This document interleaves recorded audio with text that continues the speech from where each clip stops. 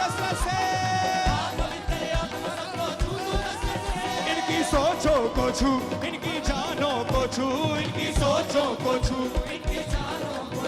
इनकी सोचों को छू, इनकी जानों को छू, इनके ख्यालों को छू, इनके जहनों को छू। हो तेरे बंदे तुझे छूना चाहते हैं, रूह का जोर तुझसे पाना चाहते हैं, आप पवित्र आत्मा सबको छू तू कसरत से, आप पवित्र आत्मा सबको छू तू कसरत से, आप पवित्र आत्मा सबको छू तू कसरत से, आप पवित्र आत्मा सबको छू तू कसरत से, आप पवित्र आत्मा सबको छू तू कसरत से, तेरे बंदे तुझे छूना चाहते हैं, तेरे बंदे तुझे छूना चाहते हैं। आय सूजी आय सूजी आय सूजी आय सूजी आय सूजी आय सूजी छू ये सूजी छू ये सूजी छू ये सूजी छू छू ये सूजी छू ये सूजी छू ये सूजी छू छू ये सूजी छू ये सूजी छू ये सूजी छू छू ये सूजी छू ये सूजी छू ये सूजी छू। हो तेरे बंदे तुझे छूना चाहते हैं, हाँ रूह का जोर तुझसे पाना चाहते हैं, आप पवित्र आत्मा सबको छू तू कसरत से, आप पवित्र आत्मा सबको छू तू कसरत से, आप पवित्र आत्मा सबको छू तू कसरत से, आप पवित्र आत्मा सबको छू तू कसरत से, इनकी सोचों को छू, इनकी जानों को छू, इनकी सोचों को छू, इनकी जानों को छू, इनके ख्यालों को छू, इनके जहनों को छू, इनके ख्यालों को छू, इनके जहनों को छू। तेरे बंदे तुझे छूना चाहते हैं, तेरे बंदे तुझे छूना चाहते हैं, तेरे बंदे तुझे छूना चाहते हैं, तेरे बंदे तुझे छूना चाहते हैं। छू ये सूजी छू ये सूजी छू ये सूजी छू छू ये सूजी छू ये सूजी छू ये सूजी छू छू ये सूजी छू ये सूजी छू ये सूजी छू तेरे बंदे तुझे छूना चाहते हैं, तेरे बंदे तुझे छूना चाहते हैं।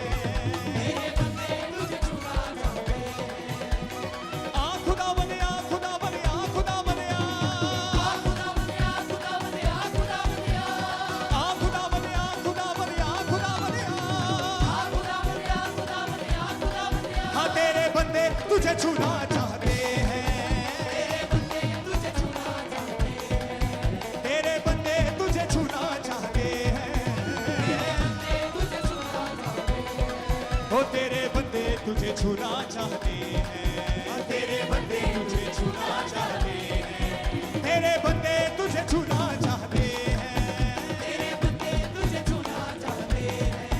ताज़ा मसा तुझसे पाना। ऊंची आवाज में हालेलुया बोलो जरा, हाथों को हिलाकर ऊंची आवाज में हालेलुया बोलो, अलग अलग बोलो, हालेलुया हालेलुया हालेलुया।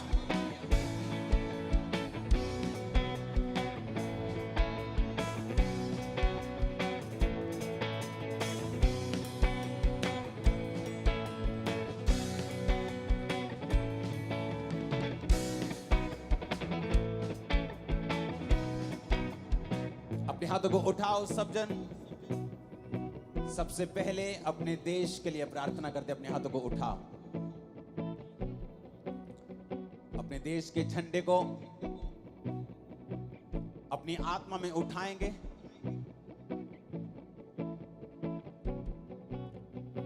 और प्लेन क्रैश जो आज हुआ, वो सब परिवार जो दुख में हैं, including ex chief minister of Gujarat, उन सब के लिए हम प्रार्थना करेंगे।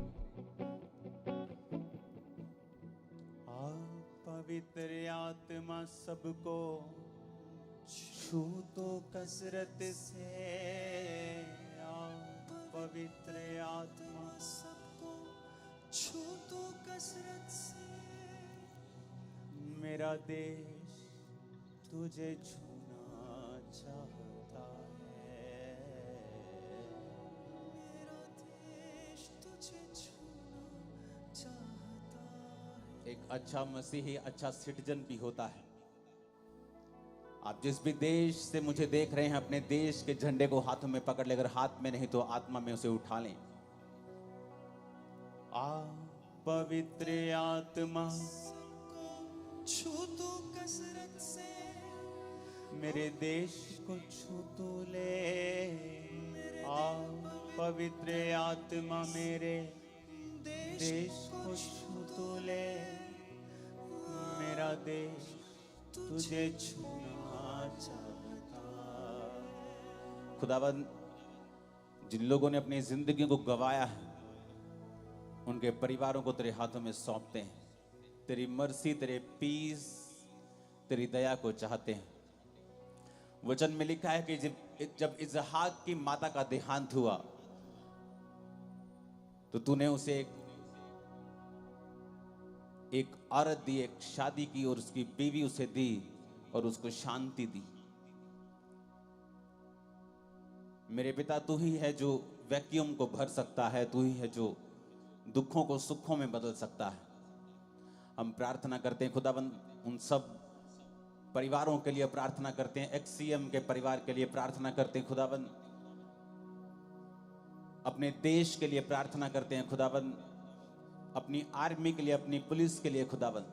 मौत का आत्मा इन्हें छूने ना पाए, अंधकार की शक्तियां इनकी जिंदगी में कार्य न कर सके। मेरे पिता, अपने हाथों को उठाकर खुदाबंद,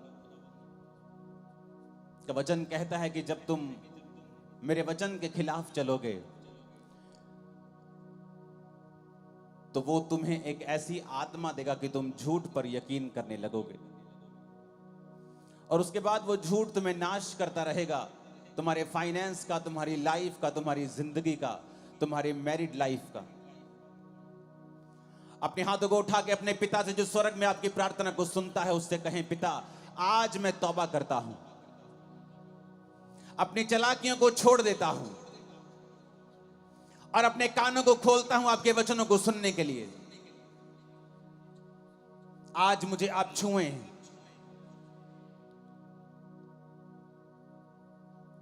आ पवित्र आत्मा सबको छू तो कसरत से। आ पवित्र आत्मा सबको छू तो कसरत से तेरे बंदे तुझे छूना चाहते हो। तेरे बंदे तुझे छूना चाहते, तेरे बंदे तुझे छूना चाहते हैं, तेरे बंदे तुझे छूना चाहते। मेरे परमेश्वर का आत्मा जो बंधा हुआ नहीं है, उसने आपको छूना शुरू कर दिया। उसने आपकी रसौलियों को गायब करना शुरू कर दिया। उसने बीमारों को टच करना शुरू कर दिया। आज जब आप वचन को सुनेंगे और प्रार्थना को ग्रहण करते होंगे, जो चल नहीं सकते वो चलेंगे। शरीर में तो आप लंगड़े चलेंगे ही चलेंगे, लेकिन आत्मिक लंगड़े भी चलेंगे, फाइनेंशियल लंगड़े भी चलने लग जाएंगे। आज बहुत से परिवार जो टूटे हुए हैं, एक ही छत के नीचे रहते, एक दूसरे को बुलाते नहीं। खुदावंद का आत्मा मुझे बता रहा है कि वो आपके परिवारों को भी आज हील कर रहा है। आज ये सभा नहीं, आज ये सिंपल मीटिंग नहीं, आज खुदावंद की प्रेजेंस यहां मौजूद है और वो रिस्टोर कर रहा है जो आपने खोया है। खुदावंद, अपने हाथों को उठाओ अपने देश के लिए फिर से, कि वो हमारे देश को ब्लेस करे, हमारे देश को बढ़ाए,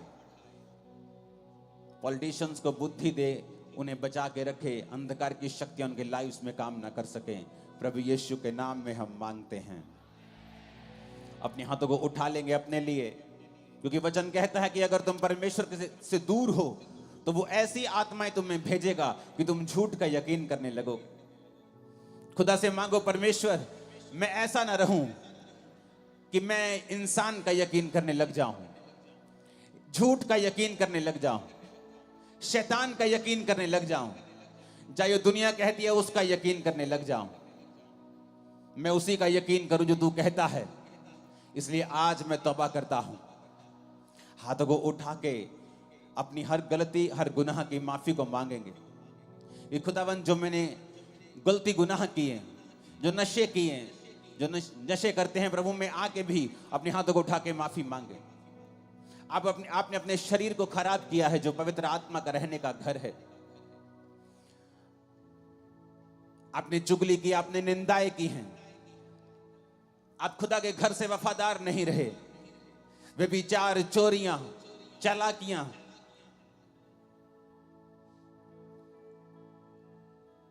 खुदा के अलावा बहुत सारे खुदाओं को बनाना, आपने बहुत सी गलतियां की। अपने हाथों को उठा के कहें, खुदावन आज मैं तौबा करता हूं कि तू मुझे छुए।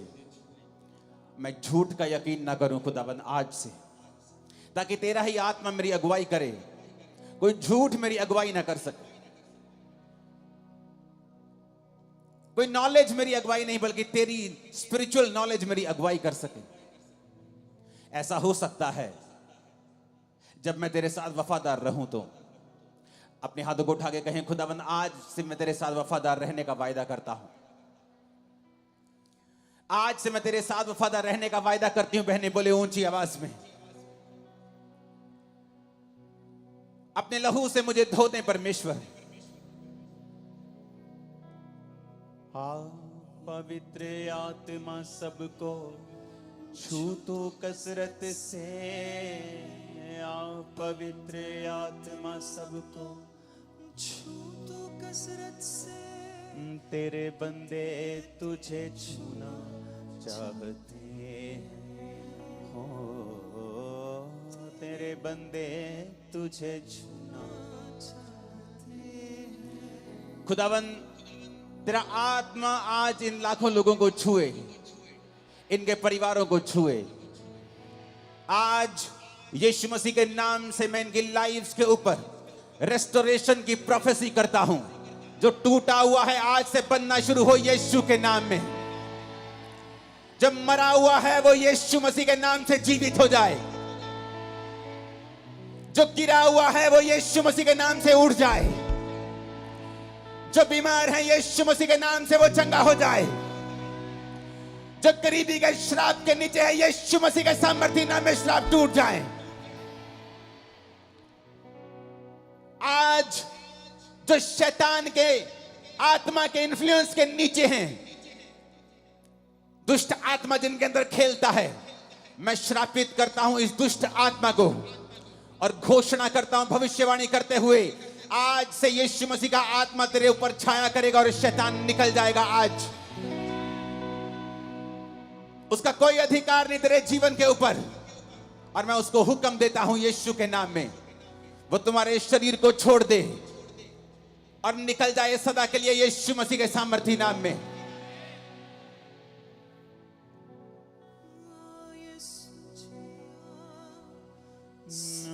यीशु जिया,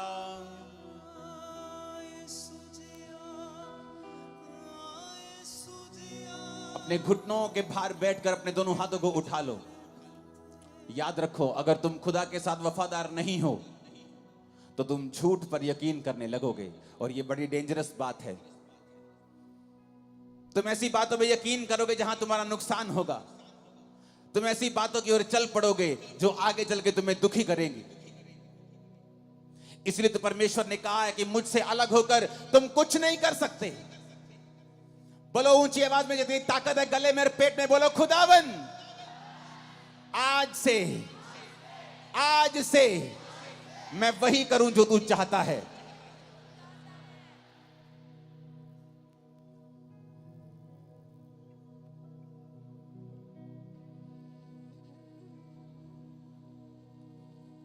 तेरा कलाम मेरे लिए रोशनी है खुदावन। आज मैं वो सुनूं और सेम ना रहूं।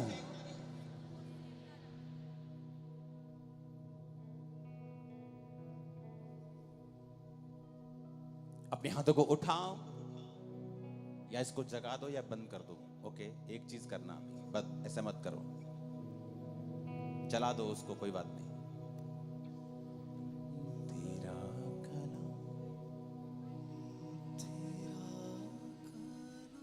अपनी बाइबल को उठा के इस सॉन्ग को गाओ कि परमेश्वर आज से मेरा ध्यान तेरे वचन के ऊपर होगा।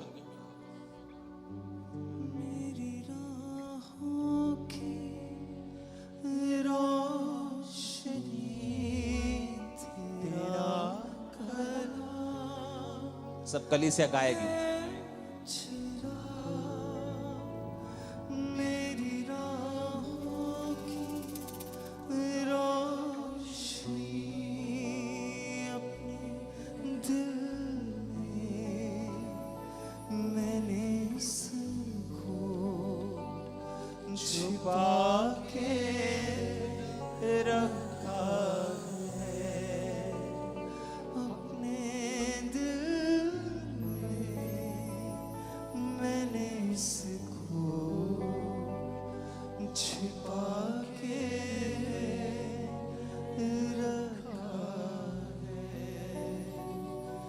तेरी शरीयत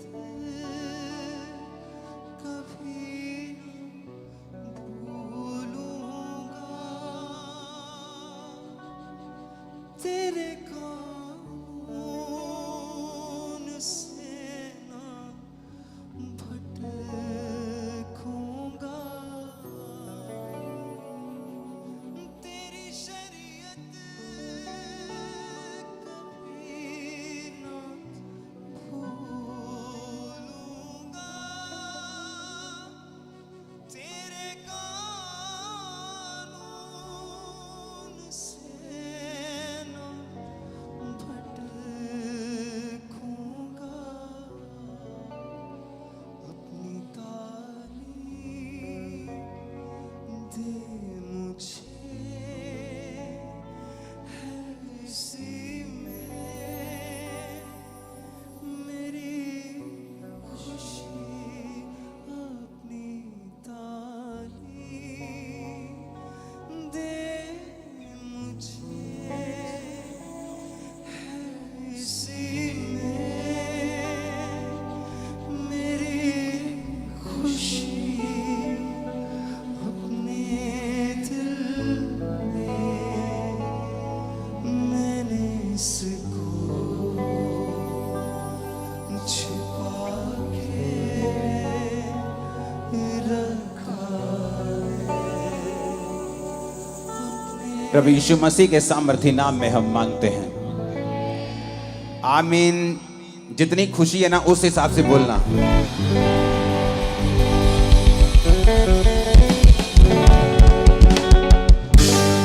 स्वागत है अमृतसर चर्च आपका खुदाबंद की प्रेजेंस में। जितने पास्टर्स यहां मौजूद हैं, मैंने अपनी कलीसिया को शुरू से सिखाया है कि पास्टर्स अपनी कलीसिया की गिनती से छोटा बड़ा नहीं होता है, या एक व्यक्ति आत्मा में जीवित है, एक चर्च जीवित है, उसकी गैदरिंग से मालूम नहीं होता है। प्रकाशित वाक्य में लिखा है कि तू मरा हुआ है, क्योंकि आप हैं जीवित चर्च।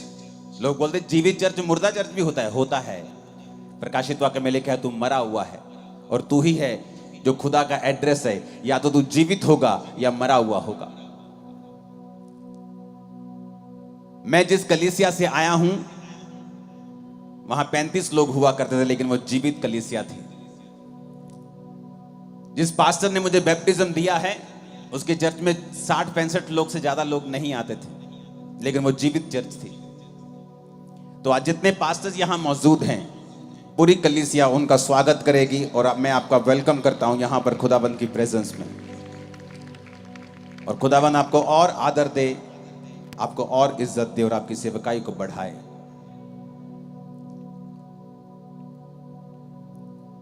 अपने हाथों को उठा के पवित्र आत्मा से कहो, आज जो कुछ मैं सुनने जा रहा हूं, इसको टिप बंद कर दो। अपनी कारीगरी करना प्लीज, उनको बोलो जाके, इनको समझ नहीं आ रहा है। उठाओ अपने हाथों को, कहो पवित्र आत्मा आज जो कुछ मैं सुनूं मैं फलों को लेके आऊं। फिर से कहो ऊंची आवाज में, प्रभु यीशु मसीह के नाम में हम मांगते हैं। खुदावंद के लिए जितनी हाथों में ताकत है तारीफ कर दो एक बार।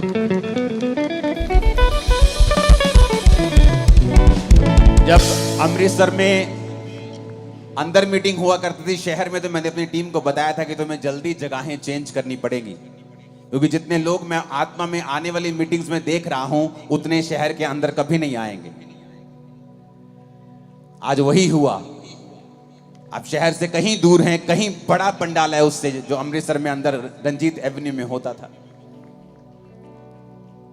और मुझे पता है कि आप लोगों को परमेश्वर ने यहां पे क्यों भेजा है। ये वचन मैं घर से तैयार करके नहीं आया जो अब मैं आपको दे रहा हूं यहां पर, क्योंकि जैसे मैंने यहां पे प्रवेश किया पवित्र आत्मा ने कहा इनको बोल कि जो मेरे साथ वफादार नहीं रहते वो झूठ के ऊपर यकीन करने लगते हैं।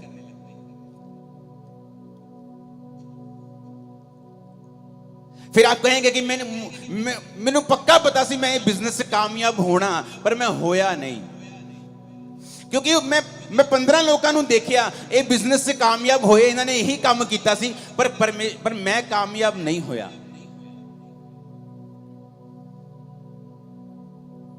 पता नहीं मेरी मैरिज सही जगह क्यों नहीं हुई, पता नहीं मेरी लाइफ में ये क्यों नहीं हुआ। परमेश्वर ने कहा जो मेरे साथ वफादार नहीं है वो झूठ के ऊपर यकीन करने लगते हैं।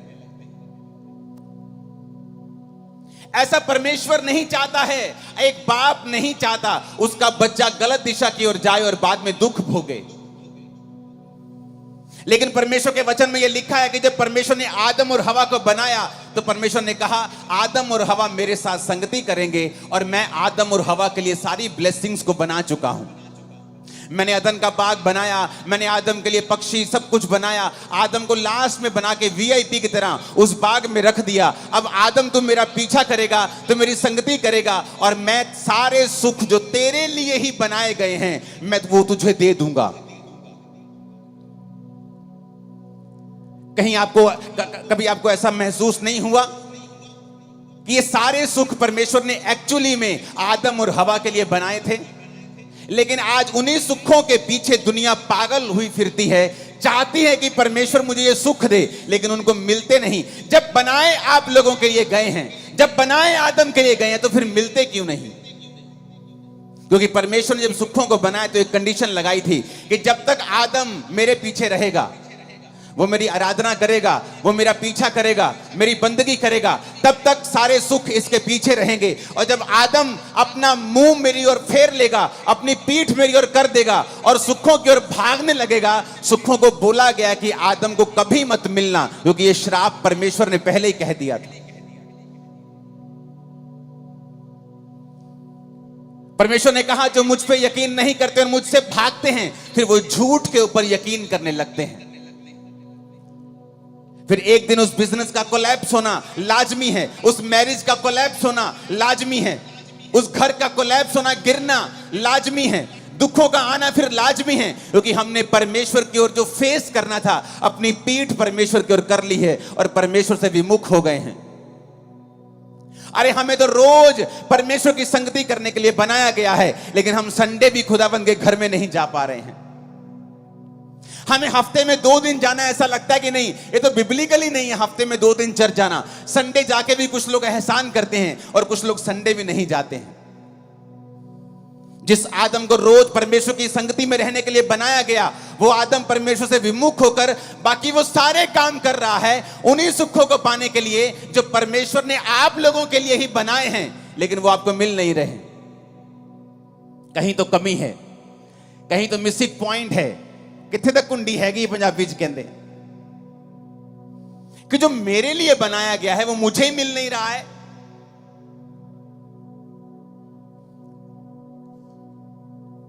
जो वचन मैं आपसे बोलने वाला हूं, अगर आप उसे समझ गए, अगर आप अपनी वर्थ समझ गए कि आप कौन हैं, आप क्या हैं परमेश्वर की निगाह में, जब परमेश्वर आपको देखता है तो किस सोच के साथ और कैसी निगाह के साथ आपको देखता है, अगर आज आप ये वचन समझ गए, आप अपनी जिंदगी में कभी भी फेल नहीं होंगे। मैंने कहा कभी भी। आप 100 बार लड़ेंगे और 100 बार जीतेंगे, एक भी बार फेल नहीं होंगे। लड़ाई हमारी किसी व्यक्ति के साथ नहीं, किसी धर्म के साथ नहीं है। मैं आपका धर्म बदलने यहां पे नहीं आया, मैं आपका मन बदलने के लिए आया हूं। क्योंकि जीसस ने जब प्रीच करना शुरू किया तो नहीं कहा धर्म बदल लो, जीसस ने कहा मन फिराओ, मेटामोनियो, अपने सोचने के तरीके को बदल लो। तुम सोचने का तरीका बदल लोगे, मैं तुम्हारी जिंदगी में बड़े काम करूंगा। बाइबल पढ़ के देख लो, हर बड़ा मिरेकल मन फिराने से हुआ है। हन्ना ने मन फिराया, प्रभु के भवन में जाके प्रार्थना करने लगी। पहले क्या करती थी?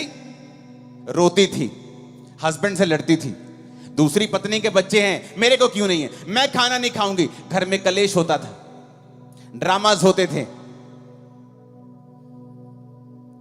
आंसू होते थे, ड्रामास होते थे, लड़ाइयां होती थी, कलेश होता था, कंट्रोवर्सीज होती थी घर में।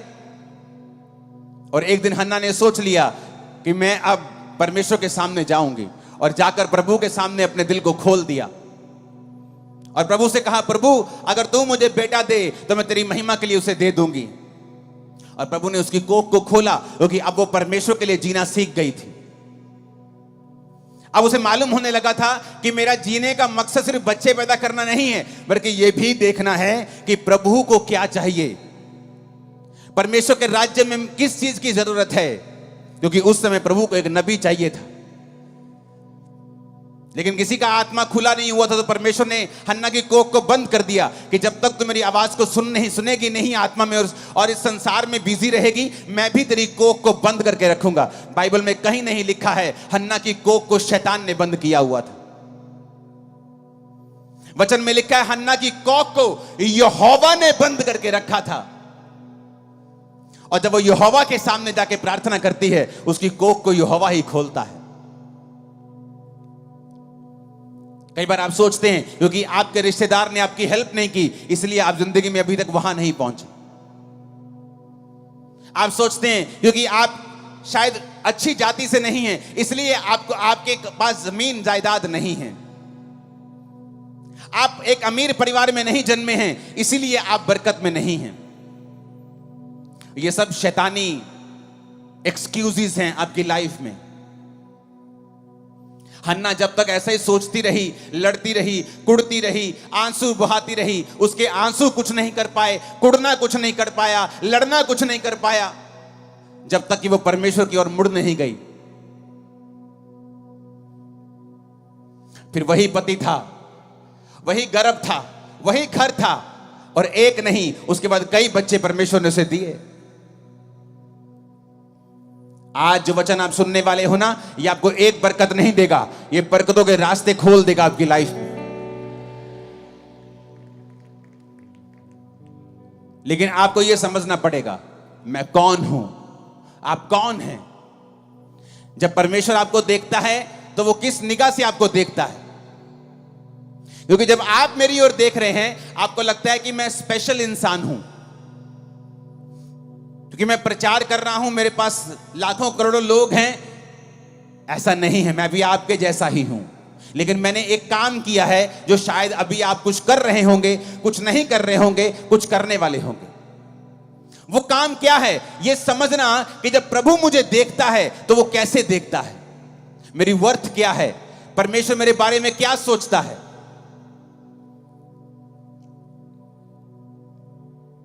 गिदोन के बारे में आज पढ़ेंगे, न्यायियों 6 उसकी 11 से लेकर 16 आयत को हम पढ़ेंगे। फिर यहोवा का दूत आकर बांज वृक्ष के नीचे बैठ गया, जो ओपरा में एबीएजरी योआश का था, और उसका पुत्र गिदोन एक दाख रस के कुंड में गेहूं इसलिए झाड़ रहा था कि उसे मिधानियों से छिपा के रखे। उसको यहोवा के दूत ने दर्शन देके कहा, हे शूरवीर सूरमा, हे शूरवीर सूरमा, यहोवा तेरे संग है। गिदोन ने उससे कहा, हे मेरे प्रभु, विनती सुन, यदि यहोवा मेरे संग होता, हमारे संग होता, तो हम पर यह विपत्ति क्यों पड़ती। जितने आश्चर्य कर्मों का वर्णन हमारे पुरखा ये कहकर करते थे कि क्या यहोवा हमको मिस्र से छुड़ा नहीं लाया, वो कहां रहे। अब तो यहोवा ने हमको त्याग दिया और मिधानियों के हाथ में कर दिया है। तब यहोवा ने उस पर दृष्टि करके कहा, अपनी इसी शक्ति पे जा, तू इजराइलियों को मिधानियों के हाथ से छुड़ाएगा। क्या मैंने तुझे नहीं भेजा। उसने कहा, हे प्रभु विनती सुन, मैं इजराइल को कैसे छुड़ाऊं। देख मेरा कुल मनुष्य में सबसे कंगाल और मैं अपने पिता के घराने में सबसे छोटा हूं। यहोवा ने उससे कहा, निश्चय मैं तेरे संग रहूंगा, इसलिए तुम मिधानियों को ऐसे मार लेगा जैसे एक मनुष्य को। इस समय इजरायली जाति जो थी परमेश्वर से मुंह फेर कर अपनी पीठ खुदा की ओर कर दी थी। जब पीठ परमेश्वर की ओर कर दी तो परमेश्वर ने मिधानियों को इजरायलियों के खिलाफ कर दिया। पहले ऐसा नहीं था।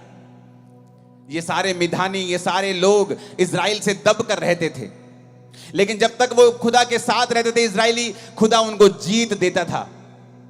जब वो मुड़ गए परमेश्वर से, खुदा ने उनको हराना शुरू किया और मिधानी उन पर कब्जा करने लगे।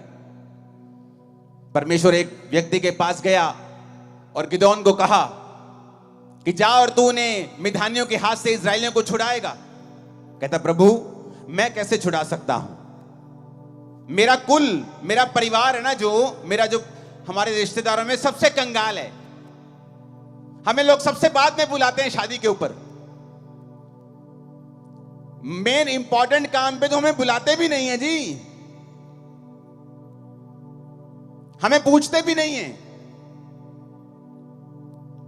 और मैं अपने परिवार में सबसे छोटा हूं। मेरा कुल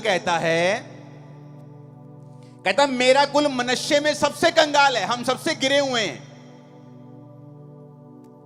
कहता दूसरी बात यह है कि मेरा कुल सबसे ज्यादा गिरा हुआ है, सबसे छोटा है, और मैं अपने कुल में सबसे छोटा हूं। तो प्रभु तुझे गलती लग गई है, तूने लीस्ट इफेक्टिव आदमी चुन लिया है।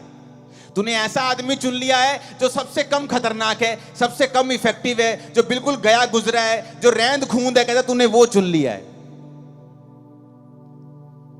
जैसे आज लोग सोचते हैं कि क्या परमेश्वर मेरी जिंदगी में काम करेगा।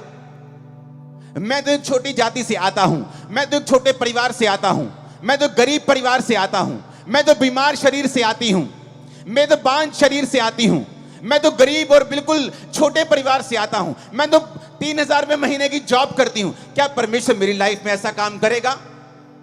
मैं आपको गुड न्यूज देता हूं।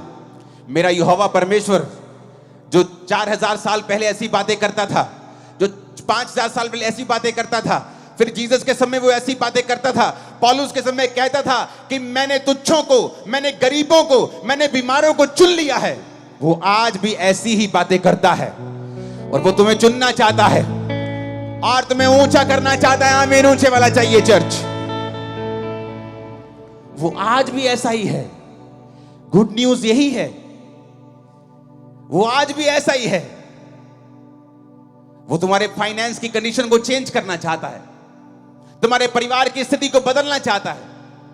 गरीबी के श्राप जो दादाओं परदादाओं से चलते आ रहे हैं, उन्हें तोड़ना चाहता है। वो बोलोगे वो कैसे टूटेंगे। अगर आप परमेश्वर की ओर मुड़ जाएंगे। दाऊद ऐसे परिवार से था जो बिल्कुल ही आम परिवार था। मैं आपको बताना चाहता हूं, दाऊद परमेश्वर से कोई स्वर्ग से चुना हुआ व्यक्ति नहीं था। दाऊद पर तो परमेश्वर की प्लानिंग तक नहीं थी, क्योंकि हमेशा प्रभु की प्लानिंग घर के बड़े बच्चे पे होती थी, पहलोठे के ऊपर।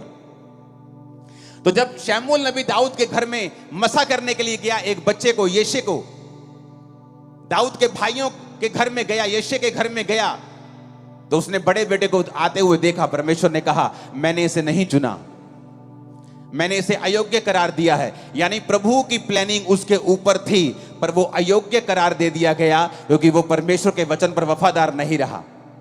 जब वफादार नहीं रहा, योजना दूसरे बेटे पे आ गई, वो भी आया और वफादार नहीं। तीसरा, चौथा, सब आ गए, दाऊद वहां नहीं था। भूला हुआ बच्चा, परिवार में ऐसा जन जिसकी कोई सुधि नहीं रखता, कोई पूछता नहीं कि बेटा भेड़े चरा रहा है, तूने रोटी खाई कि नहीं खाई, भेड़िए तुझे अटैक करते होंगे तो तेरी जान का खतरा, ध्यान रखा कर। नहीं, rejected, totally rejected by his family. इतना रिजेक्टेड कि फैमिली में एक फंक्शन है। पुराने समय में जब नबी किसी के घर जाया करते थे तो लोगों की टांगे कांपती थी कि या तो ये बड़ा तगड़ा कोई बड़ा समाचार पॉजिटिव लेके आया है और या ये बड़ा नेगेटिव लेके आया। बीच में काम में तो ये नहीं आया, ये खाने पीने तो कुछ नहीं आया कि बहन जी कितना ठीक ठाक हो, ये पूछने के लिए तो नहीं आया ये। तो उनको डर रहता था कि शैमुल नबी क्यों आया है। इतना इंपॉर्टेंट काम घर में हो और आप अपने बच्चे को कैसे भूल सकते हो, क्योंकि वो आपकी फैमिली में कोई वर्थ नहीं रखता, इसलिए आप उसे भूल गए। उसकी कोई वैल्यू नहीं है, इसलिए आप उसे भूल गए। कहता एक रह गया भेड़ बकरी को चराता है, उसे भूल गए हम। कहता उसे लेके आओ। जब वो आया तो मसा किया गया, रिजेक्टेड आदमी मसा कर दिया गया इजराइल का राजा होने के लिए। एक ऐसा सरप्राइज आपकी वेट कर रहा है जब आप परमेश्वर से वफादार रहेंगे कि आपके एनिमीज, आपके रिश्तेदार, आपके लोग सब आंखें खुली और मुंह खुला रह जाएगा जो होने वाला है। उसके लिए आपको प्रभु की ओर मुड़ना होगा। दाऊद वफादार रहा, भेड़े चराते भी वफादार था, नहीं कंप्लेंट की परमेश्वर को कि प्रभु मुझे क्या फायदा तुझे मानने का, मेरे भाई तो ऐश करते हैं, तेरी पवित्रता में रहने का क्या फायदा, दूसरे तो ऐश करते हो, राजा की सेना में भी हैं, उनके ऊपर तो बरकत भी ज्यादा है। चट्टान पर घर बनाना आसान नहीं है। आप चट्टान के ऊपर घर बनाते हैं, आपको समय लगता है, पसीना आता है, एफर्ट लगता है, पैसा लगता है, ज्यादा टाइम लगता है, लेकिन जब वो बन जाता है वो गिरता नहीं है। दाऊद का घर जो था वो वचन के ऊपर बना था। आप इजराइल में बहुत कम राजा ऐसा देखेंगे कि जो अपने बुढ़ापे तक अपनी गद्दी पे बैठे रहे और कोई मार के उन्हें उठा नहीं पाया। दाऊद को कोई गद्दी से मार के उठा नहीं पाया, बल्कि वो बूढ़ा होके, कमजोर बूढ़ा जब हो गया तब वो अपनी पूरी उम्र भोग कर परमेश्वर में सोया। जब परमेश्वर आपकी ओर देखता है उसी गिदौन की तरह देखता है, उसी दाऊद की तरह देखता है।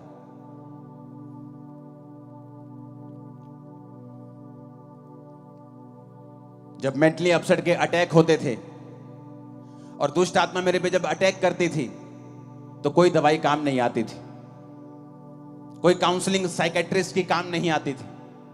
रोता था मैं, करलाता था, दुखी होता था बहुत। फिर मैंने नशे करने शुरू कर दिए एक्सट्रीम, और मैं परमेश्वर को जानता नहीं था।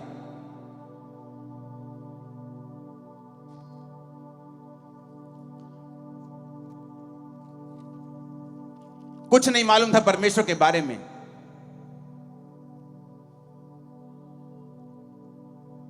लेकिन जिस दिन यीशु मसीह के बारे में मालूम हुआ और मैं प्रभु में चलने लगा, नॉलेज नहीं थी परमेश्वर की। और एक पास्टर मुझे आत्मा में बोलता था, तू परमेश्वर का बहुत बड़ा दास है, तू परमेश्वर का माइटी जन है। मुझे लगता था कि मैं पागल हूं, शायद मैं मर जाऊंगा, तो मुझे तसल्ली देते रहते ये लोग। मैं क्रिश्चियन बन गया हूं ना, तो शायद मुझे झूठी तसल्ली देते रहते, मुझे मोटिवेट करते रहते हैं कि मोटिवेट करके इसको थोड़ा सा टेम्परेरी सुख मिल जाएगा, थोड़ा मेंटली स्टेबल हो जाएगा आदमी, तो थोड़ा दुख कम हो जाएगा। पर मुझे मालूम नहीं था कि वो पवित्र आत्मा से ऐसा बोलते हैं। मुझे मालूम नहीं, परमेश्वर उसी तरह मुझे देख रहा है जिस तरह वो गिदौन को देखता था। मुझे वो उसी तरह से देख रहा है जिस तरह वो अपने लोगों को, अपने पतरस को, जिस तरह से पौलुस को वो देखता था, जिस तरह वो दाऊद को देखता था कि मैं सबसे छोटे को चुन लूंगा, सबसे कमजोर को चुन लूंगा, मैं सबसे तुच्छ को, सबसे गरीब को, सबसे रिजेक्टेड को चुन लूंगा, ताकि जो अपने आप को बड़ा समझते उनको शर्मिंदा कर दूं। कभी नहीं सोचा था कि इतने लाखों लोगों में कभी प्रचार किया करूंगा, क्योंकि मैं कलीसिया में फ्रंट पे भी जब बैठता था तो अपने मुंह को नीचे करता था कि ताकि मेरे को कोई देखे ना। पीछे से मैं सबसे आगे जाके बैठता था ताकि लोग मुझे, मेरे फेस को देखे ना। मुझे इतने अटैक्स, इतनी शर्म, इतनी हिचक होती थी, मैं बैठ भी नहीं पाता था प्रभु की हजूरी में। नहीं तो अगर मैं अच्छा होता तो बोलता, प्रभु मैं कंप्यूटर इंजीनियर था इसलिए तूने मुझे चुन लिया। इसलिए मैं आज कहता हूं कि मैं सबसे तुच्छ था, सबसे कमजोर था, और परमेश्वर ने मुझे चुना। और यही वो प्लान आपके लिए रख के बैठा है, आपको उसके पीछे चलना है। मुझे याद है 2004 में जब मैं परमेश्वर में आया, उसके बाद मेरी लाइफ में मैंने ऐसी कोई गलती नहीं की, किसी लड़की के साथ कोई संबंध नहीं रखा, कोई शराब नहीं पी, कोई नशा नहीं किया। बपतिस्मा लेने के बाद सब कुछ छोड़ दिया, परमेश्वर के पीछे चलने लगा। एक अच्छा बिजनेसमैन था, अपने घर में काम, अपने बिजनेस में काम करके, अपने घर पे काम करके शाम को चर्च जाया करता था, भरोसा रखता था परमेश्वर के ऊपर। मेरे साथी बहुत से थे जो गुनाहों में थे, जो पाप में थे, चर्च में आत्मा में भरते, एक्टिंग भी करते थे और बाद में वो लड़कियों के साथ विचार भी करते थे, ऐसे भी थे, बहुत से थे। पर आज उनकी जिंदगियां आम जिंदगियां हैं और मेरी जिंदगी आज आम नहीं है, सब लोग जानते हैं। कारण क्या है? कारण मैं खास था ये नहीं, कारण यह है कि मैंने परमेश्वर के वचन को तोड़ा नहीं। मैं उसके वचन की कीमत को जानता था कि अगर परमेश्वर ने मुझे तुच्छ के रूप में चुना है तो मुझे समय लगेगा, मुझे प्रभु के पीछे चलना पड़ेगा, विश्वास रखना पड़ेगा, ताकि वो मुझे वैसा बना सके जैसा वो सोचता है। वो आपका प्रेमी परमेश्वर है। आप प्रभु को अपना जीवन देके देखो, वो दुनिया से लड़ लेगा आप लोगों के लिए, दुनिया झुका देगा आप लोगों के लिए, मैं आपको बता रहा हूं। और सब बातें मिलकर भलाई को पैदा करती हैं जो यीशु से प्रेम रखते हैं। मैं शुरू से परमेश्वर को देखना चाहता था। जब मैं मसीह में नहीं था तब भी मेरे को एक परमेश्वर की ललक होती थी कि मैं परमेश्वर को देखना चाहता हूं, वो कौन है, कैसा दिखता है, क्या है।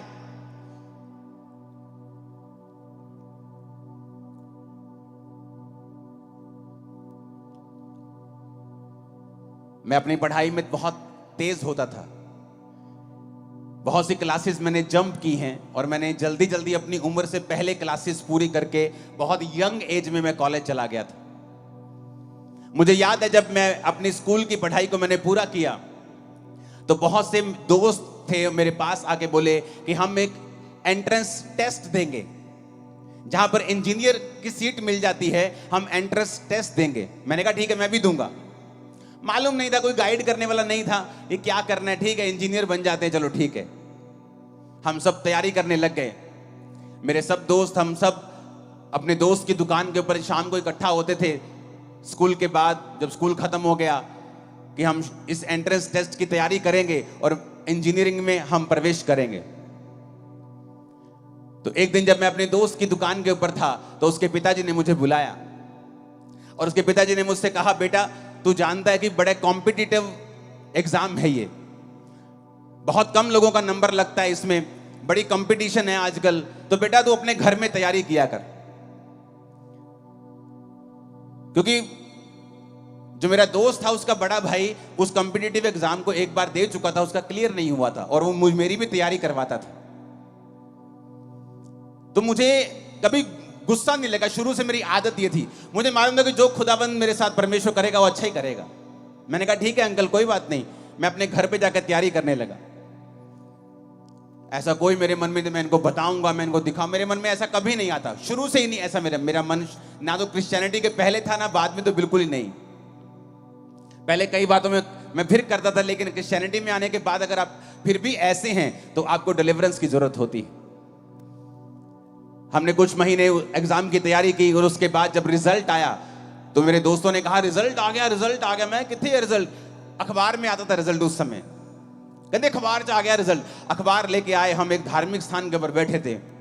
जब अखबार खोली वो सारे फेल थे और मैं अकेला पास था। सारे फेल थे, सारे के सारे फेल थे वो। और मेरा रैंक इतना ऊपर आया कि मुझे फ्री सीट मिली थी। मैंने अपनी इंजीनियरिंग के लिए पैसे खर्च नहीं किए, तो मुझे फ्री सीट मिली क्योंकि मेरा जो रैंक था पंजाब में बहुत ऊपर था। तो मैं आपको ये इंसिडेंट इसलिए बता रहा हूं, अगर आप सच्चे हैं और अब तो परमेश्वर आपके संग है, कोई आपके साथ कितना भी बुरा करने की कोशिश क्यों ना करे, वो आपकी भलाई में बदल जाएगा। इमेजिन करो, जिस किताबों से, जिस गाइड से वो पढ़ रहे थे और मुझे पढ़ा रहे थे, अगर वो फेल हुए तो मैं तो होता ही होता फिर। पर देखो परमेश्वर ने मुझे उनसे दूर कर दिया और मैंने अपनी अलग किताबें परचेज की। माई हीरा गेट गया जलंधर में, अलग किताबें ली और मैं खुद पढ़ने लगा, खुद सीखने लगा और खुद एग्जाम की तैयारी करने लगा। कई बार आप सोचते हैं, हन्ना सोचती है कई बार, हाँ ये जो सौतन है ना मुझे चिढ़ाती रहती है मेरे को। इसको छोड़ूंगी, इसको मार दूंगी। लेकिन अगर आप ध्यान से बाइबल पढ़ के देखें तो परमेश्वर का जो मिरेकल हन्ना की लाइफ में हुआ, उसकी सौतन एक वजह है। क्यों? वो चिढ़ाती थी और हन्ना परमेश्वर की ओर चली गई। अगर वो चिढ़ाती नहीं, ओनू बांझ ना कहती चल तू तो बांझ, तेरे तो होना ही नहीं, मेरा हस्बैंड तो मेरे नाल है, साडा बड़ा प्यार है, तेरे ना तो कभी होना नहीं, ऐसी बातें बोलकर उसको चिढ़ाती थी। और उसने उन बातों का गुस्सा नहीं किया, परमेश्वर के सामने गई और परमेश्वर के सामने सारा कुछ उंडेल दिया। गुस्सा मत कर जब लोग आपके खिलाफ बोलें। अरे भाई, वो आपकी पीआर है, वो आपको मशहूर कर रहे हैं, जो आप पहले नहीं कर पा रहे थे आप और कर पा रहे हैं उनकी वजह से। थैंक्स करो उनका। पहले इतना बड़ा पंडाल कभी नहीं लगा अमृतसर में, थैंक्स करो। वो तो मशहूरी करने वाले फ्री के, कि आप चर्च के पैसे को जरूर मशहूर करने में लगाएंगे, लोगों को करने तो आसान हो जाएगा आपका काम। आपके विरोधी आपके लिए ही काम करने लगते हैं जब आप प्रभु से प्यार करने लगते हैं। वो इनडायरेक्टली आपको फायदा देने लगते हैं, आपके लिए ही काम करते हैं दिन रात आपका नाम ले लेकर, क्योंकि परमेश्वर आपके संग है। सब बातें मिलकर भलाई को पैदा करती हैं। रोमियो 8 उसकी 28 आयत में लिखा है, रोमियो 8 उसकी 28 आयत, हम जानते हैं कि जो लोग प्रभु से प्रेम रखते हैं उनके लिए सब बातें मिलकर भलाई ही को उत्पन्न करती हैं, अर्थात उन्हीं के लिए जो उसकी इच्छा के अनुसार बुलाए गए हैं। आप कई बार दुखी हो जाते हैं कि प्रभु ये मेरे 3 दोस्तों ने मुझे त्याग दिया। अरे उसने इसलिए त्याग दिया शायद कि तू परमेश्वर से प्रार्थना कर सके, तू प्रभु के करीब जा सके। लेकिन हम अपने जीवन के आसपास की घटनाओं को कैप्चर करने में और उनको आत्मिक रीति के साथ समझने में फेल हो जाते हैं, और जो पास हो जाते हैं, जो समझ जाते हैं कि मेरे जीवन में अगर यह घटना हुई है इसका आत्मिक कारण क्या है। 2017 में बहुत क्रूसेड्स जब होते थे, 2017 की बात है ये, 17, 18, 19 लगातार हुआ करते थे। एक महीने में 18 बड़ी मीटिंग्स हुआ करती थी, मुझे याद है। और लोग पूछते थे ऐसा क्या आप करते हो कि आपके हर क्रूसेड में भी तो 10 दिन पहले क्रूसेड हुआ, अभी फिर लाखों लोग बैठे हैं, अभी फिर 15 दिन हुआ, अभी फिर लाखों, ऐसा क्या कर रहे हो आप? मैंने कहा मैं कुछ नहीं कर रहा हूं, मैं वो खरबोपति थोड़ी हूं कि मेरे पास इतना पैसा है कि मैं अपनी उसे यूज करूं। नहीं, परमेश्वर जब आपके ऊपर कृपा करता है। और जब 2017 में लोग मुझसे पूछते थे कि आप इतने विरोध से होके क्यों गुजरते हो, मैंने कहा इसलिए क्योंकि मेरी बरकत ऐसी है जैसी किसी की नहीं है, इसीलिए मैं होके गुजरता हूं। बाइबल कहती है उन्होंने मुझसे व्यर्थ बैर किया, वो आपसे व्यर्थ बैर करेंगे बिना किसी कारण के। लेकिन अगर आप आत्मिक रीति से नहीं समझेंगे कि ये क्यों हो रहा है, मुझे मालूम था कि ये क्यों हो रहा है, ये फालतू की चीजें क्यों हो रही हैं, क्योंकि परमेश्वर एक बड़ा रिजल्ट देने के लिए जा रहा था। जब आप समझ जाएंगे आपकी लाइफ में क्यों हो रहा है। कई बार आपको ठोकर लगती है आपके पति से, आपकी पत्नी से, आपके बच्चे से, आपके बाप से, आपके बिजनेस से आपको ठोकर लगती है, कई बार आपके पार्टनर से ठोकर लगती है। आप सोचते हैं कि इंसान बुरा है, नहीं, आप उसका आत्मिक रीजन देखने की कोशिश करें, प्रभु की ओर मुड़े, प्रभु से पूछें मेरे साथ ऐसा क्यों हो रहा है, वो आपको बताएगा क्यों हो रहा है। सब बातें मिलकर भलाई पैदा करती हैं उन लोगों के साथ जो प्रभु से प्यार करते हैं। बात प्यार करने की है, बात यह है कि आप प्रभु के साथ जुड़े हुए हैं कि नहीं हैं। आप प्रभु से प्यार करते हैं, आप नशा कैसे बेच सकते हैं? क्या नॉनसेंस है कि आप प्रभु से प्यार करते हैं नशा बेचेंगे? आप ऐसी देह को खराब करेंगे जो प्रभु ने बनाई है? आप ऐसे घर को खराब करेंगे जो परमेश्वर ने रचा है? आप प्रभु से प्यार नहीं करते अगर आप नशा बेचते हैं तो। मैं वैसे संडे चर्च नहीं जाता हूं, लेकिन प्रभु से प्यार करता हूं। आपका बेटा आपसे रोज बात ना करे, आपको 6-6 महीने बाद डैडी बुलाए और 6 महीने बाद बात करे और कहे डैडी बता ना मैं प्यार बहुत करता। आप चर्च नहीं जाते, खुदा से प्यार करते हैं? आपने कभी बाइबल पढ़ के परमेश्वर की, अपने खुदा की, अपने बाप की इच्छा जानने की कोशिश नहीं की? आप कहते हैं आप उससे प्यार करते हैं? नहीं, आप उससे प्यार नहीं करते हैं। यीशु ने कहा जो मुझसे प्यार करता है मेरी आज्ञाओं को मानेगा। बात यह है अगर आप परमेश्वर के द्वारा चुने गए हैं तो चुने हुए के लायक काम करें। चुना हुआ अपनी लड़ाई आप नहीं लड़ता, नालायको, वो लड़ता, खुदा लड़ता है उसके लिए। लेकिन हमारे बीच में लोग हैं जो अपनी लड़ाई खुद लड़ना चाहते हैं। पौलुस कहता है, निर्बुद्धि गलातियों, तुमने किसने मोह लिया? हे मूर्खों, तुमने किसने मोह लिया कि तुम अपनी लड़ाई खुद लड़ रहे हो? खुदा को लड़ने दो, ऐसा रिजल्ट आएगा, आंखें खुली रह जाएंगी। खुदा को लड़ने दो।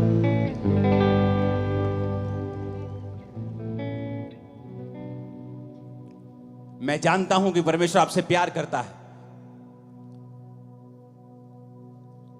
आप मेरे ही भाई, मेरे ही बहन हैं, क्योंकि प्रभु आपको मेरी तरह ही ऊंचा करने वाला है। मैं जानता हूं। आप बोलोगे इतना हो सकता है, आप उससे कहीं अधिक ऊंचे हो सकते हैं। खुदा कुछ भी कर सकता है, वो किसी का पक्षपात नहीं करता है। आप चले तो सही परमेश्वर में, आप उसकी योजना में यकीन तो रखें, आप प्रभु की ओर मुड़े तो सही। फिर देखें, आपकी लाइफ में ऐसी घटनाएं शुरू हो जाएंगी होनी जो खुदा कर रहा होगा।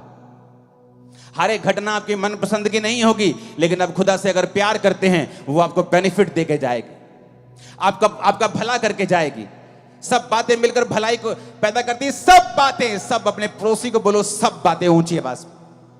नहीं, ऐसे नहीं, 7 बार बोलो, अलग अलग पड़ोसी को बोलो। बोलो सारियां गल्ला, सब बातें बोलो पड़ोसी को। पूछो पड़ोसी को, बोलो कुछ बातें कि सब बातें? पूछो सब बातें कि कुछ बातें? कहता सब बातें। अगर तू खुदा से प्यार करता है और शैतान ने तेरा कुछ नुकसान करने की कोशिश की है, वो भी तेरी भलाई में बदल दूंगा, तेरी चंगियाई में बदल दूंगा, तेरी बरकत में बदल दूंगा, तेरी मशहूरी में, तेरी ऊंचाई में बदल दूंगा उस नीचाई को। उसने ये नहीं कहा कुछ बातें, कि जब तू खुदा से प्यार करेगा 99% बातें तेरी भलाई पैदा करेंगी, लेकिन 1% अटैक होगा। ऐसा नहीं लिखा है। कहता सब बातें मिलकर भलाई पैदा करेंगी। सब बातें आपके साथ जो भी हो रहा है आज के बाद, अगर आप खुदा में आ गए, आज जीवन दे दिया खुदा को, खुदा आज से मैं तेरा हूं, यह भविष्यवाणी वचन के अनुसार कर रहा हूं, तुम्हारी जिंदगी में होने वाली हर घटना तुम्हें फायदा देके जाएगी। 7 आमीन चाहिए, अलग अलग हाथों को हिला।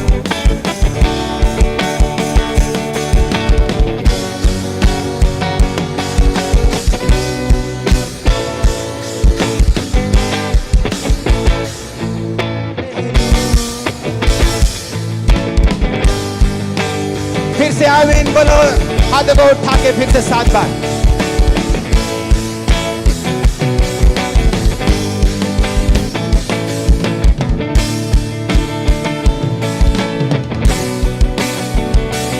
आमीन आमीन। सब बातें कि कुछ बातें?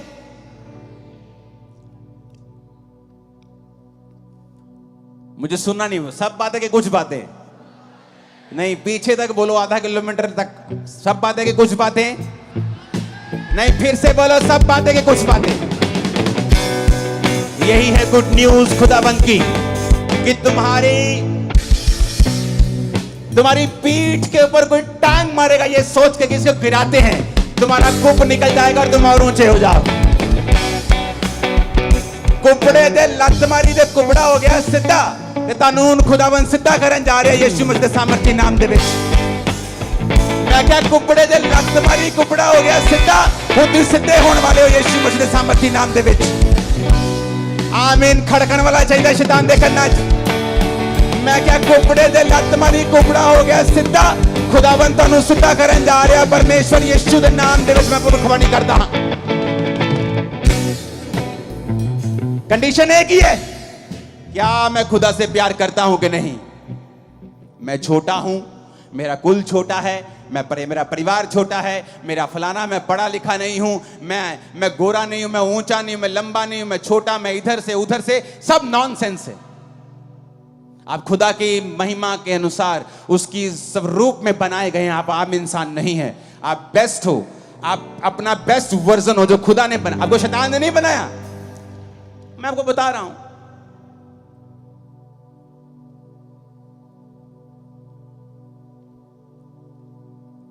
न्यूज चैनल देखो, वो औरतों ने उन बंदों को कत्ल करवा दिया अपने हस्बैंड्स का, जो उनके बॉयफ्रेंड से कहीं अधिक सुंदर थे। इसका मतलब सुंदरता आपको अच्छा पार्टनर नहीं दिला सकती।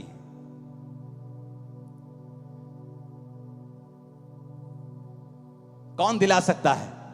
परमेश्वर। धरती की कोई भी स्किल गारंटी नहीं है कि आपको ये सब मिल जाएगा, बट अगर परमेश्वर आपके संग है, ओह, आप बेस्ट हासिल करोगे अपनी लाइफ में। बेस्ट यीशु मसीह के नाम में, उसके नाम में। क्या आप उससे प्यार करते हैं? तो अपने व्हाट्सएप से डिलीट कर दें वो नंबर जो खुदा को पसंद नहीं। उस फेसबुक चैटिंग को डिलीट करके आज ब्लॉक कर दें जो खुदा को पसंद नहीं है, क्योंकि आप मकसद समझे परमेश्वर का। वो आपसे प्यार करता है, गिदौन की तरह आपको देखता है, आपके जरिए बड़े काम आपके परिवार और आपके नगर में करना चाहता है। उसको समय चाहिए, आपकी कॉपरेशन चाहिए, आपकी निर्भरता चाहिए परमेश्वर के ऊपर। फिर देखिए वो क्या करता है। हालेलुया, ऊंची आवाज से बोलो हालेलुया। आप मेरी बातों को समझ रहे कि नहीं? और यही परमेश्वर चाहता है आपकी लाइफ में हो। मत घबराएं, मत डरें।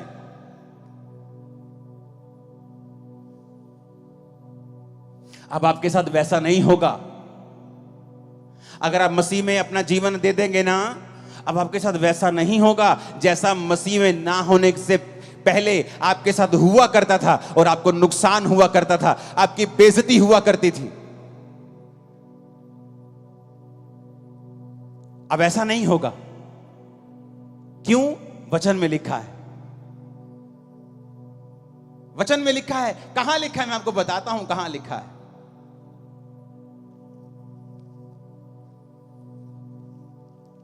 बाइबल में 3 घटनाएं ऐसी हैं। मरकुस 10 उसकी 33 से 34 आयत, मरकुस 8 उसकी 23 आयत, और मरकुस 14 उसकी 62 से 65 आयत।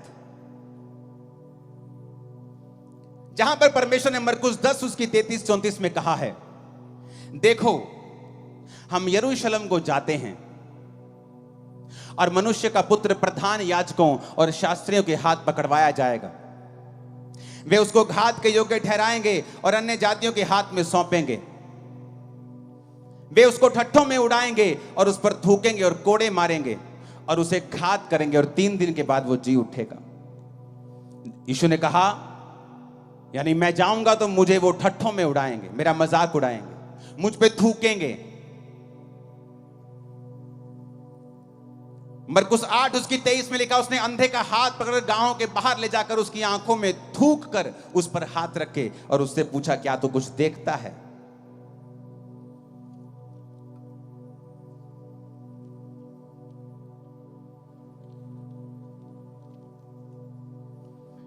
मरकुस 14 उसकी 62 से 65 में लिखा है, यीशु ने कहा, मैं हूं तुम मनुष्य के पुत्र को सर्वशक्तिमान की दाहिनी ओर बैठे और आकाश के बादलों के साथ आते देखोगे।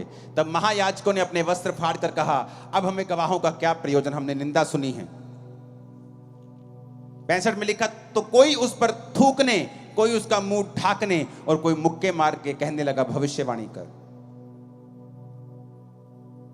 अगर आप बाइबल को ध्यान से पढ़ें तो बहुत से अनपढ़ ऐसे हैं जो बोलते हैं कि बाइबल में बहुत बार गलत लिखा होता है, शोध की गई है बाइबल में। मैं आपको गारंटी के साथ कह सकता हूं, बहुत सी पत्रियां, बहुत सी परमेश्वर के बारे में बुक्स लिखी गई होंगी, पर जो बाइबल में शामिल किया गया है ये 100% परफेक्ट है। और बाइबल जब से बनी है एक भी शोध इसमें नहीं की गई है, ना ही कभी की जाएगी। क्यों? क्योंकि जब बाइबल लिखी गई तो वो यूनानी भाषा में लिखी गई, नया नियम। और यूनानी भाषा इतनी बड़ी है कि उसमें अगर मैं बोलता हूं मैं आपसे प्यार करता हूं, तो उसके भी बहुत सारे रीजन हैं कि मैं आपसे भाइयों वाला प्यार करता हूं, फिलियो। लेकिन हिंदी में क्या लिखा है? प्यार। मैं तुमसे अनकंडीशनल प्यार करता हूं, प्रभु कहता मुझसे अगापे प्यार कर। लेकिन बाइबल में हिंदी में क्या लिखा है? प्यार। यूनानी में लिखा है अगापे लव, फिलियो लव। तो बाइबल में जब ट्रांसलेशन करने वाला इतना धनी नहीं होता था, तो वो प्यार को जैसे प्यार लिख दिया, लेकिन जब उनको बाद में मालूम होता था कि यूनानी भाषा में ये भाइयों वाला प्यार लिखा है, तो उसके लिए वो शब्द को चेंज कर देते थे। एडिट नहीं हुई बाइबल कभी भी, उन्होंने अपने आप की गलती को सुधारा है। बाइबल बिल्कुल करेक्ट है।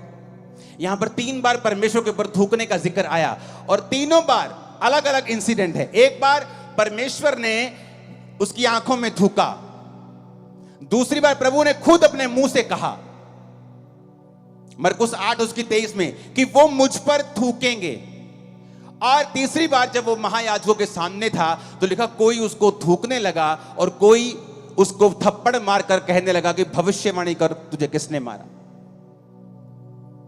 अगर हम शब्दों को पढ़ेंगे, जहां जहां परमेश्वर ने अंधे पे थूका और जहां जहां परमेश्वर के ऊपर थूका गया,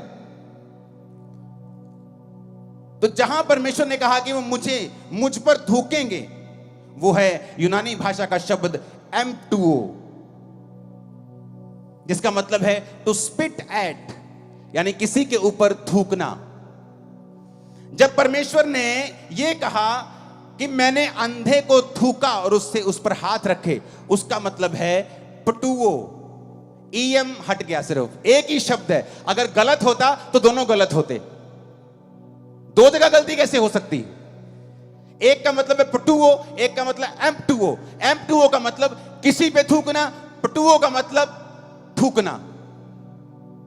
थूकना, मेरे मुंह में कुछ चला गया, खाना गंदा है, खराब है, थूक दिया। M2O किसी पे थूकना। फिर से पढ़ेंगे उसको।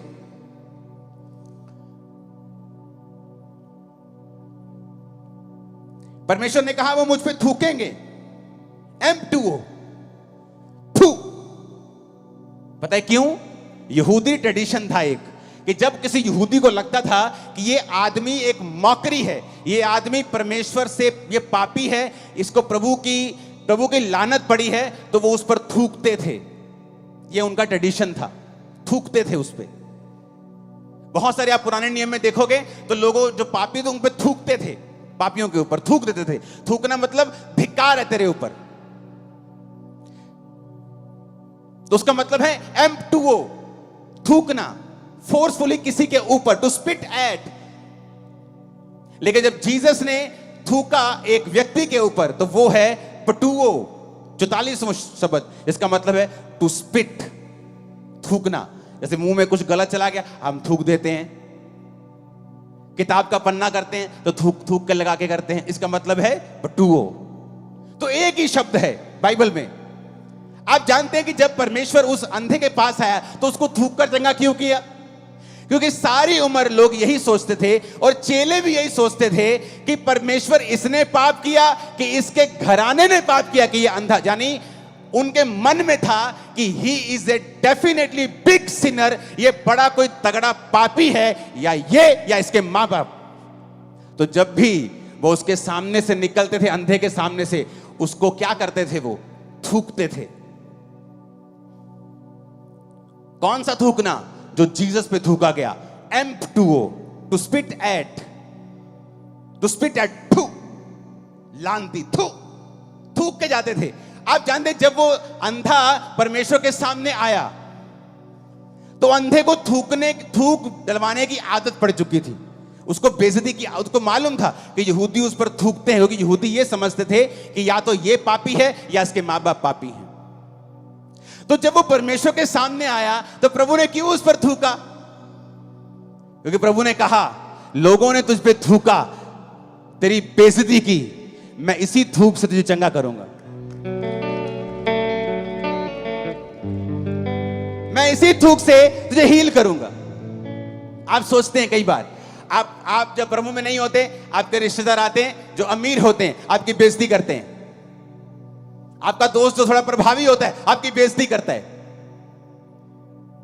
आप फिर परमेश्वर में आ जाते हैं, आपको बेइज्जती करवाने की आदत हो गई है, क्योंकि आप गरीब हैं। कभी कोई रिश्तेदार बेइज्जती कर जाता है, कभी कोई रिश्तेदार बेइज्जती, कभी कोई दोस्त बेइज्जती, आपको बेइज्जती करने की आदत हो गई।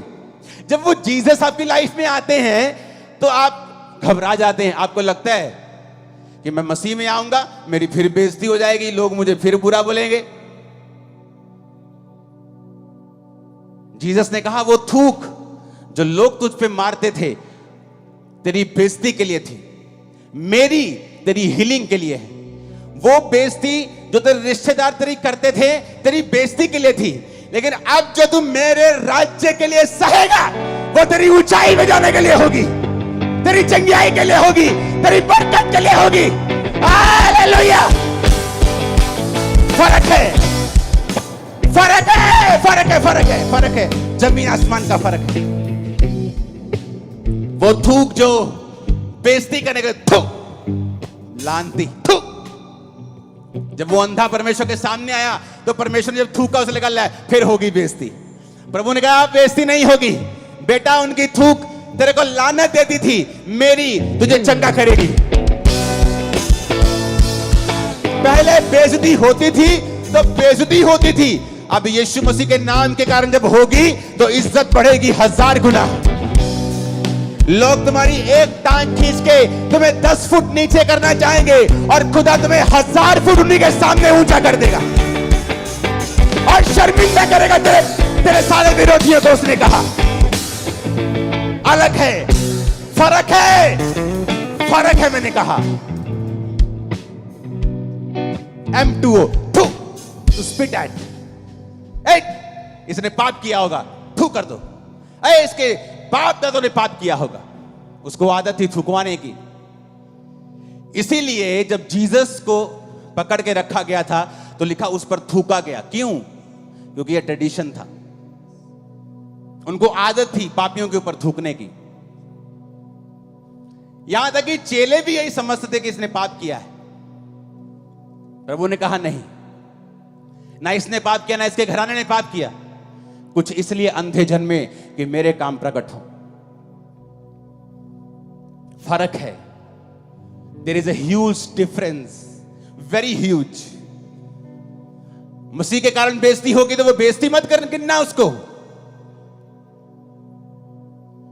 वो तुम्हारा बीज है 1000 गुना इज्जत काटने का। और ऐसी इज्जत काटने का कि विरोधी कुछ भी कर लेंगे वो कम नहीं होगी, वो बढ़ेगी। हालेलुया। ऊंची आवाज में बोलो हालेलुया। अगर वचन को समझ जाओगे तो गलती नहीं करोगे, सिद्ध बन के चलोगे और खुदा तुम्हारे साथ होगा। तैयार हो परमेश्वर के पीछे चलने के लिए? परवाह मत करना। अगर यीशु मसीह के नाम के कारण कुछ आता है तो उसे ले लेना with gratitude, with thank you, क्योंकि वो तुम्हें ऐसी जगह लेके जाने वाला है जहां तुम अपनी ताकत से पहुंच नहीं सकते थे।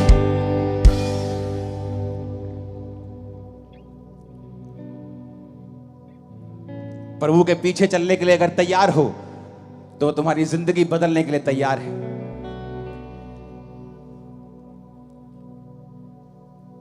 अपने हाथों को उठाओ।